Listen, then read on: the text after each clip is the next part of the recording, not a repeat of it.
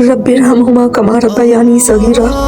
ऐ मेरे रब, मेरे वालिदैन पर रहम फरमा जैसे उन्होंने मुझे बचपन में पाला था। या अल्लाह, आज मैं तेरे हजूर अपने वालिद को याद करके खड़ी हूँ। या अल्लाह, मेरे बाबा की कब्र को जन्नत के बागों में से एक बाग बना दे, उनकी कब्र को नूर से भर दे, उनके दर्जात बुलंद फरमा और उन्हें जन्नतुल फिरदौस में आला तरीन मुकाम अता फरमा। या अल्लाह, मेरे वालिदैन के तमाम सगीरा व कबीरा गुनाहों को माफ़ फरमा, उन पर अपनी ख़ास रहमत नाज़िल फरमा और उनकी मग़फ़िरत को मेरी ज़िंदगी की सबसे बड़ी दुआ बना दे। या अल्लाह, अगर कभी नादानी में या कम फहमी में मुझसे कोई लग़ज़िश हो गई हो तो तू खुद माफ़ फरमा दे और उसे मेरी नेकियों में बदल दे। या अल्लाह, आज मैं तेरे सामने पूरे सुकून के साथ खड़ी हूँ, मेरा दिल भी मुतमिन है और मेरी रूह भी पुरसकून है।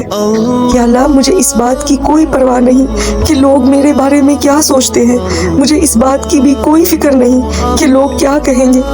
या अल्लाह, मुझे सिर्फ इतनी परवाह है कि तू मेरे बारे में क्या जानता है, क्योंकि तू नियतों को भी जानता है और दिलों के हाल से भी वाकिफ़ है।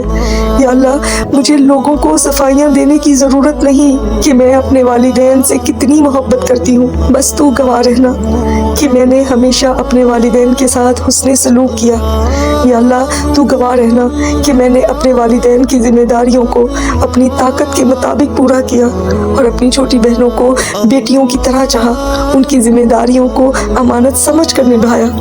या अल्लाह, इन तमाम जिम्मेदारियों को जो मैंने तेरे लिए निभाई, उन्हें दुनिया और आखिरत में मेरे लिए अजर बना दे और उन तमाम नेकियों को मेरे वालिदैन के नामा माल में लिख दे।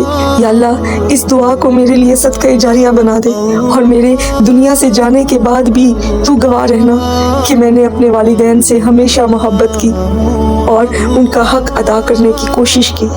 आमीन या रब्बिल आलमीन।